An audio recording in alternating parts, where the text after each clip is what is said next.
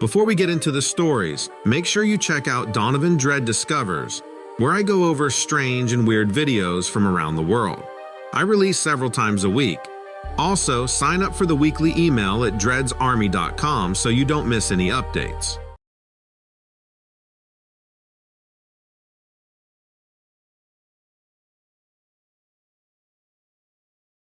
I'm not much of a nature buff, but there's something about standing among those colossal redwood trees that grips you by the soul.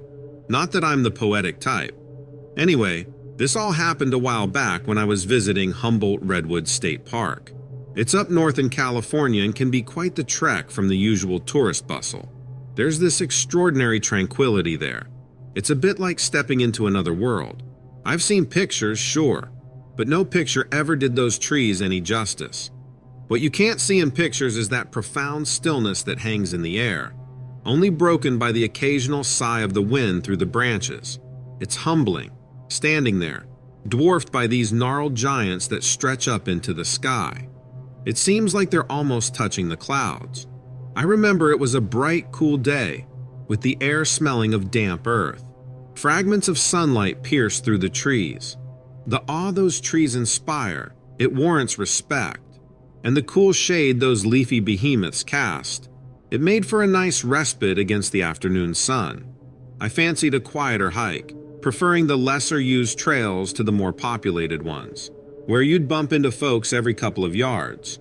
I'd much rather run into squirrels than the weekend warrior crowd, so off I went.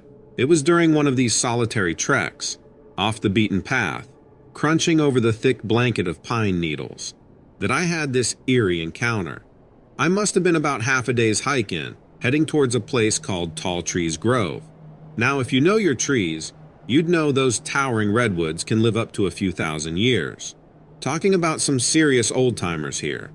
I appreciate them, the silence, the sense of calm they exude. A guy could lose himself in a place like that, in a good way, of course. I was well into the underbrush by then, maybe getting a bit too comfortable in the silence and the raw beauty of it. There was a light filtering down through the trees. The forest was chiming with the soft rustle of leaves and the far-off call of some bird. That's when I heard it, a low rustle different from the movements of the other creatures in the forest. It sounded like there was something big stirring close by. My heart started beating faster, but it did little to muffle that rustling sound that seemed to be growing louder and closer. Gradually, the natural sounds of the forest stilled, replaced by an ominous quiet that smothered everything in its presence. My mouth turned dry and I had this strange feeling, something I can't describe. Needless to say, that half-day's hike back to safety felt a whole lot longer right about then. I strained my ears to hear something, anything that might clue me in to what was traipsing around out there. I couldn't see anything and hoped it was just a deer rustling in the underbrush, but my gut was saying something different. There was a distinct sensation of being watched, of being hunted. I can't describe it any other way. The eerie quiet continued, broken by my heavy breathing and the pounding of my heart in my chest. It felt like I had trespassed some untold boundary, and something was not at all happy about it. And that was when I first saw it. It was a flicker of movement out of the corner of my eye. There was definitely something out here. An uneasiness coiled at the pit of my stomach, whispering warnings that things were about to get dangerous if I stayed there. I spun around, squinting towards the source of movement.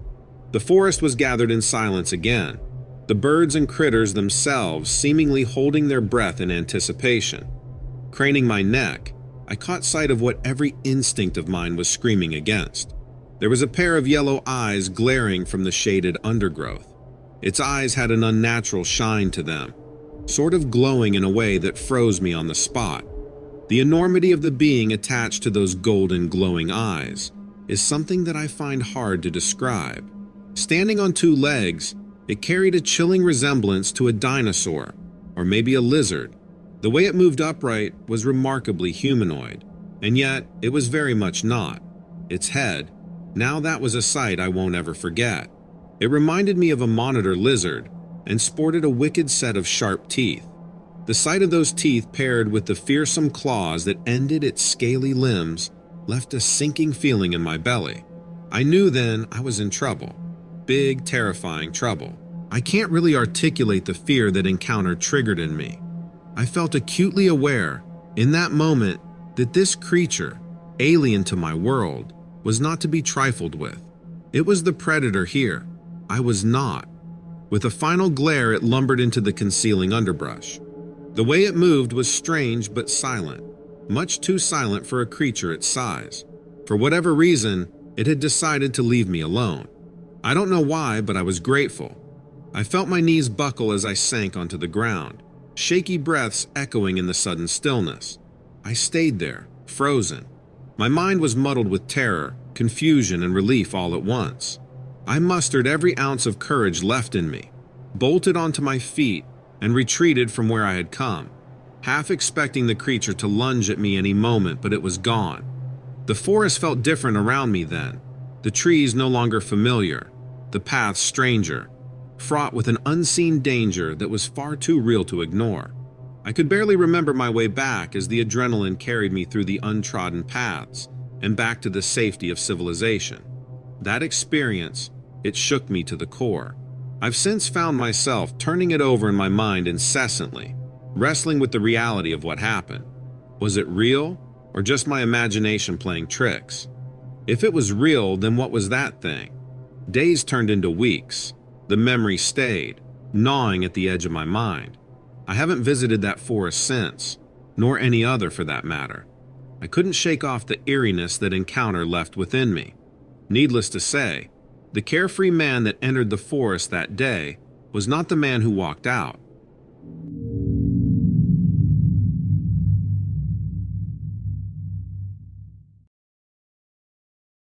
I've been pondering over whether to share this peculiar story for a while now. It's not something I talk about often. It happened a couple of years ago when I'd taken a trip out to Porcupine Mountains Wilderness State Park. That's in Michigan if you're not familiar with the area. I went by myself, which is something I don't normally do, but I wanted some time alone in nature. It had been a particularly stressful few weeks, and I needed some downtime to just relax. Except, that's not what was in store for me that day. I started my day just as any visitor would do in a state park, hiking. It was an ordinary day, or at least appeared to be. Quite sunny, pretty nice really. The greenery, the natural sounds of the woods, the cool wind, all just perfect to clear up a cluttered mind. The trails in the area were well marked and there weren't many folks around. I was surprised, given how nice of a day it was. Hours trickled by unnoticed. I spotted a few squirrels and deer along the way. Birdsong filled the air. It was just what I needed. However, as dusk settled in, I found myself on a less trodden path. I'm not sure how exactly I got there. If I had accidentally made a wrong turn, or if this was just the route. But the landscape started to get more rugged than I was prepared for. But the beauty of it, this seemingly untouched spot of nature, it was too perfect to feel any regret. Out of nowhere, I caught an odd feeling, creeping up the back of my neck. You know how you get that weird feeling when you can't see anything out of place, but somehow you know you're being watched? Yeah, that one. I suppose the woods felt somewhat silent, quieter than it had been.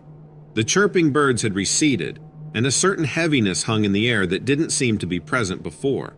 Initially, I chalked it up to the wild playing mind games. It was getting dark and there was an undeniable creepiness to the woods at night. Maybe there's nothing out there, but the shadows obscured my vision enough to be worried. If there was anything out there, I likely wouldn't know it. A weird rustling sound then broke the silence, far behind me in the undergrowth. It sounded too heavy to be a small critter. I turned around, peering into the darkness, but I saw nothing. I was spooked. I decided to head back. My way back was plagued by that unsettling feeling of being watched. I swore for a moment that I heard a soft laughter, or maybe a whisper. I know it sounds crazy. It was like the wind was churning out whispers through the trees or something. I didn't know what was going on, but I knew I wanted to get out of there. The hair on the back of my neck stood up. I tried to stay calm and told myself that it was just the wind playing tricks on me, nothing else. But what happened next was something straight out of a nightmare. Out of the corner of my eye, I noticed a fleeting movement in the shadows. Every time I turned to face it, the shadow had vanished. I couldn't shake the feeling that something was toying with me, like how a cat plays with a mouse before it kills it. And then there it was. Standing in the clearing under the moonlight was the silhouette of what looked like a man. He was tall, maybe about 7 feet or so, lanky and silent. The sight was jarring in such a remote wilderness setting. I continued staring at the strange person, fear spreading like ice in my veins. The silence returned, only this time it felt loaded. The figure started changing right in front of my eyes, body contorting in impossible ways, until it was no longer a man. The transformation was disturbing, to say the least. It shrunk back into the shadows, and when it emerged again, it had become a wolf-like creature. Its eyes were glowing, or at least seemed to under the moonlight, but the wolf wasn't quite right. If you saw it wandering around the wild, you would recognize it as a wolf, but you would be able to tell something was off about it. You might not be able to pinpoint it, but you would know. The creature was tall and agile. It moved around the clearing before turning to look straight at me. Caught in its gaze, I felt a sudden danger, an all-consuming dread. The wind picked up again, carrying with it a musky and earthy scent, like a rain-soaked forest floor. Then, out of nowhere, it started laughing that got louder over the mix of rustling leaves and my pounding heartbeat. It was a human-like laughter, chilling me to the bone. I won't lie. I ran. Any bravado evaporated in the face of what looked inexplicably supernatural. I could hear it behind me as I ran, the soft padding on the forest floor, closing in on me. But then, just as suddenly, it was gone. And just like that, the stalking, the eerie sounds, everything was gone. There was only me, panting heavily, pushing through the woods to reach safety. I managed to get back to my vehicle, though that night's image never quite left me. Every shadow felt like those unnatural eyes watching me, every gust of wind like that laughter mocking me. I questioned my sanity, my decision, the reality of that encounter. It just didn't make sense. No one would have believed me. With time, I tried to convince myself that it was a case of fear-induced hallucination. But, you know what? I know what I saw. It was real.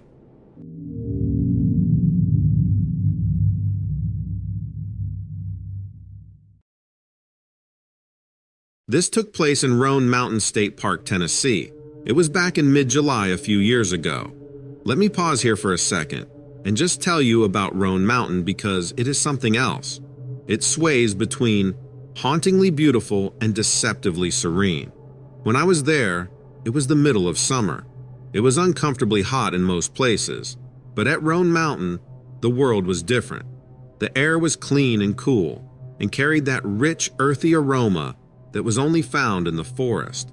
I'm a programmer by profession, and at times it's like I can almost feel the zeros and ones in my brain mingle with the bustling of city life. So, I decided to drive down to the state park to get away from everything. Just me and a duffel bag of camping gear, craving for some quiet. Upon arrival, I remember being taken aback by how green everything was. I mean, I had seen photos, but they didn't do the park justice. Not in the least. I spent the first day hiking around, absorbing as much of the peaceful atmosphere as I could. It felt invigorating, being closed off from the rest of the world. In the evening, I decided to set up camp near one of the hiking trails. For the most part, it was just your typical camping setup. Tent, small fire pit, camping chair, the works. I remember sitting there, the warmth from the fire playing on my face, and just listening to the ambient sounds of the wilderness. I must have been sitting that way for hours, just staring blankly into the fire. But this tranquility didn't last long. At some point in the night, I remember peering into the fire and noticing that the flames seemed somehow different. They were devoid of their usual vibrant tones of yellow and orange, and were tinged with an iridescent, almost a teal hue. I struck it down then to maybe some logs still being damp or something along those lines, but could not shake the eeriness from my mind. It was around that same time when things started to go downright bizarre. Just as I was pondering on the strange color of the flames, my senses perked up to an unfamiliar noise, a hum. It sounded almost mechanical in nature and was very much out of place in the quiet wilderness. I couldn't pinpoint its direction. It seemed as if it was coming from everywhere and nowhere at the same time. But I remember freezing up, my gaze locked onto the odd glow of the fire as the hum got louder and more intense. I wasn't exactly a woodsman, but I didn't have to be to know that the buzzing didn't belong to any ordinary beast of the forest. But there was a split gaping second of pure silence before everything around me seemed to change. The night sky suddenly had this weird sheen, like it was made of metal. It was like I wasn't on Earth anymore, like I was in some sort of diorama. Picking up my flashlight, I scanned the area only for the blinding beam to illuminate nothing. What I felt next is somewhat of a struggle to describe. It was as if time slowed or even stopped completely. My perception of reality was off. I felt a buzz in the back of my head, like a swarm of bees had lodged in my brain. And then the tree line was suddenly bathed in pulsing neon lights. Like you were in downtown Nashville. There was something above me, but the blinding lights obscured it from my vision. All the silence of mere moments ago shattered into a turmoil of amplified insect noises, rustling leaves and that hum, reminiscent of a giant Tesla coil. Stunned, I dropped the flashlight. My rational mind was wrestling with the bizarre situation, but my gut instinct, the primal part of my brain, was screaming one word: run. And run I did. Dashing away from my campsite, I slid between the trees, the blaring lights flashing intermittently between their thick trunks. I can't say exactly how long I ran, but at some point, the overwhelming noises receded into a murmur, and the lights seemed to dissipate. I dared to look back, only to find nothing. No lights, no sheen on the sky, no alien hum. Perplexed and panting, I stood in the fringe of the strange reality that had momentarily engulfed me. Navigating through the moonlit trail, I finally found my way back to the campsite come morning. My tent was untouched. The fire dwindled down to ashes, and everything was respectably ordinary. As if the spectacle of lights, the mechanical hum, they all just never happened. My experience at Roan Mountain left me with some profound thoughts. I don't want to be that crazy guy talking about aliens, but I don't have another explanation for it. There was something behind those flashing lights in the sky, and it wasn't anything from the natural world. Yeah, maybe it was some strange military craft, but then, explain everything else. How did it turn my campfire blue? And what was that strange metallic sheen coating the sky that night? I think there's something else out there. Maybe people don't want to talk about it, but it's there nonetheless.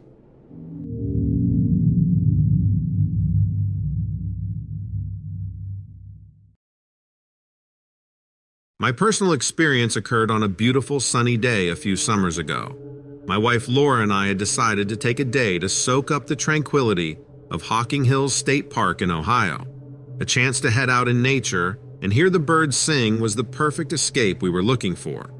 We mainly planned to hike on the marked trails that day, maybe do a bit of bird watching. Laura is a fan of anything that has wings and a beak. We'd even lugged along our binoculars and a hefty bird identification book. The later part of the day we had left open for sightseeing and whatever little adventures the park might have in store for us. Arriving there, the park was precisely as we had imagined it. Beautiful. The walk was peaceful, as we heard nothing but the chirps of the birds and the rustling of the leaves. As we started to explore deeper and deeper, we both began to feel a strange sensation. It didn't make sense at first. It was as if the atmosphere had changed, but we couldn't figure out what it was that changed, or where it came from. We knew we were still in Hocking Hills State Park, but it didn't feel like it anymore. Something had changed. This sounds crazy, but we felt like we were being followed. Laura was nervous. I was too, but I could see it more in her. She started glancing around. I remember the tension in her eyes. We decided to continue, thinking maybe the unfamiliar surroundings were playing tricks on us. At some point, we veered too far off what we assumed was the trail. It was further than we initially intended on going, and that's when we first heard it, a distinct, unsettling, low growl. It was deep and throaty and sent our minds racing. That's when I noticed the silence. The wind had died down, and all of a sudden, the birdsong stopped. It was as if everything in the forest had fled, except for us. And then, That growl began to get closer, and as it did, we noticed an awful smell wafting through the dense underbrush. Imagine the smell of a wet dog that had been rolling around in rotten garbage. Now mix that with the scent of stale urine and what I can only describe as the smell of hot, coppery blood. The forest suddenly took on a malevolent air. I can't tell you how badly I wanted to get out of there, but there was no quick way back. We were nowhere near our car. I almost dismissed it as a shadow, but there was something moving out there, hiding behind the trees and underbrush. When it decided to show itself, I don't even know how to describe how terrified I was. I had mistaken it for a shadow because it was so dark. The creature's entire body was covered in thick black fur, but the rest of its body was the perplexing part. It appeared to be something that was both man and wolf. Not like a werewolf, I don't think, but rather some dark creature of the woods. A large wolf beast that had learned to stand on two legs. It had broad shoulders and a pronounced hump on its back. The upper body of the creature looked far too muscular to be a natural wolf. There was something else to it. A sliver of sunlight peeked through the shadows, allowing me a better look at its face. A long snout, pointy ears. It was the face of a wolf. It had the eyes of a wolf. If you had seen just the creature's face, you would bet money that you were looking at a wolf. But then you get to its body. It had distinctly human anatomy. The only difference was in the hind legs. They appeared to be a combination of both man and dog. The creature had both knees like a man and hocks like an animal. That garbage and blood scent became unbearable. This must be some sort of monster. Whether it was a hidden species or something out of a mad scientist's lab, I had no idea. But it didn't matter to me in that moment. We needed to get out of there and get out fast. We didn't have weapons on us, not even a pocket knife. And I didn't think the binoculars and the bird identification book would help much. We ran all the way back to the car. And once we got in, we didn't turn back. We didn't talk, merely glancing at each other every now and then. I think we were both in shock. On the ride home, there was a discussion. I remember Laura describing its face, doubling down on the long snout and double set of teeth, an image forever seared into our minds.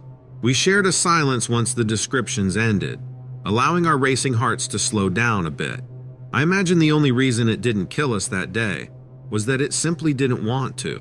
With those hind legs, it must be fast. Way faster than either of us could run. Maybe we just accidentally stumbled into its territory, and it wanted us to leave. I don't know. I don't even know what it was, where it came from, or how it managed to remain hidden amidst the traffic of a state park. But what I do know is that sometimes those shadows in the dark are just shadows, but sometimes there are creatures lying in wait. Monsters aren't just forgotten myth and legend anymore. They are real, and they could be hiding anywhere.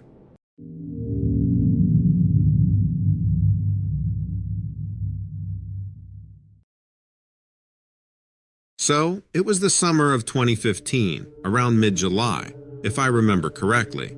My wife Gina and I decided to take a trip upstate to visit Tettegouche State Park in Minnesota. We always like getting away from the city bustle and immersing ourselves in nature. That weekend was especially beautiful. The sun was out and the air was filled with this sweet smell that's everywhere in the park. One of the many things we loved about Tettegouche was the cool breeze and the tranquility that it brought, completely diffusing all the stress that was weighing down on our spirits. We set up our camp near the lake. It was a perfect spot, providing an unobstructed view of the sun, setting over the expansive waters of Lake Superior. It was breathtaking. We spent most of the day hiking the park's iconic trails. Gina has a thing for waterfalls, and Tettegouche has plenty. We visited the highest waterfall within Minnesota, and then we had a delightful picnic near yet another waterfall. We spread our blanket and simply took in the serenity of the place as we munched away. One thing we both enjoyed doing is bird watching.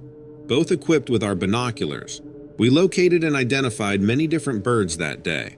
One of our favorite catches was the bald eagle, even though they are fairly common up here. As the sun was setting, we decided to take a stroll around the lake.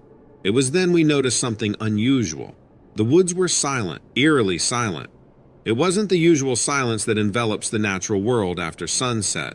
It was a different kind of unease. Walking on the path by the lake, I caught a glimpse of something in the corner of my eye. Turning to see what it was, my eyes fell on something that I couldn't quite comprehend. It stood by the edge of the woods, staying far enough away to be shrouded by the growing darkness, but near enough that its massive silhouette was visible. At first glance, I thought it was just another person, but when I looked closer, I knew that it was something else entirely. Now, I'm a pretty big guy myself, standing at 6 feet 2, but this thing, it was bigger, much bigger. I could see dark, possibly brown or even black fur covering its body. Or was it hair? I couldn't quite make it out. We looked at each other, Gina and I, and then back at the figure. It hadn't moved an inch, just standing there like an ominous, silent sentinel. The smell of rotten eggs hit us then, strong and nauseating. Did you hear that? Gina's whisper brought my attention to the deep, rumbling growl that seemed to come from the monstrous figure. It was a sound I'd never heard before, and it chilled me to the bone. The figure still hadn't moved, and yet, it seemed somehow more menacing now. Quietly, very quietly, we began to retreat, never taking our eyes off the thing that was hidden in shadows. The growling grew louder, and the smell intensified. We needed to get back to our camp. I knew that much. That thing didn't want us there, and I wasn't about to argue with it. As we backpedaled, our eyes still locked on the figure. The bottom of my boot scraped against something on the ground and I stumbled. The noise was minute, but the stillness of the otherwise serene dusk amplified it. Instantly, the shadows seemed to leap into movement. A large, rugged hand appeared, a hand that could easily have been mistaken for an ape's. Light brown hair covered the arm that extended out of the shadow, and for the first time, we saw a hint of the face from which the growl had emanated. In that instance, up close, the creature wasn't as enigmatic as its silhouette had suggested. I've never seen anything like it. It had a strong, cone-shaped head tucked into these massive shoulders. Features too familiar, and yet different than they should be. It had strong features, but I remember its eyes the most. Eyes that held a spark of curious intelligence. A primal fear gripped us. We were looking at something prehistoric, a primitive man or perhaps the missing link between man and ape on the evolution train. There was a vaguely rank, almost garbage-like smell, much worse than that rotten egg smell, surrounding it, making it even more unbearable. Just as suddenly, it let out a loud yelp. It was a guttural, horrifying sound that seemed to make our very bones vibrate. We bolted. Somehow we made it back to camp, but that didn't alleviate our fears in the slightest. In the safety of our tent, feeling the ground still tremble from what we presumed was the creature's movement, we huddled close. Had it followed us? We didn't know and didn't dare look. We spent a sleepless night in the tent, clutching each other, jumping at every rustle and snap. Nothing further happened that night, but when we stepped out of the tent the next morning, our camp was in shambles. Yet, when we explored the site of the encounter, we found no trace. There were no footprints, no evidence of our midnight marauder, nothing at all. We left Tettegouche and its haunting memories that very morning. We decided not to report the sighting, knowing how fantastical it would seem. Who would believe we saw Bigfoot or Sasquatch or whatever that was? We still visit national parks, but we haven't gone back to Tettegouche. We can't. At least not for a while. Over the years, I've told the story to close friends. Some believe, some don't. Even caught a whiff of that same sickening scent a time or two, on other trips. Each time it brought that memory rushing back, and I know now to get out of the area as soon as I smell it. I don't know for certain what we saw. I have my ideas, but they've been ridiculed one too many times. I leave it up to you and your audience to decide what to make of it. After all, truth, as they say, is stranger than fiction,